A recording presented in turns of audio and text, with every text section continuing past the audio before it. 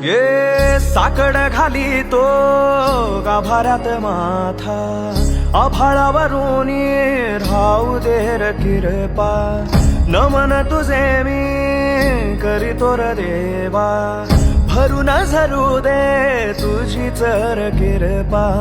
हिमतीचं बीज दे पोई तुझ्या दारची, उभं राहू वादळी ना भीती कुणाची. साथीला तू राहू मी वाट चालतो, खडतर वांगडी असो दूरची.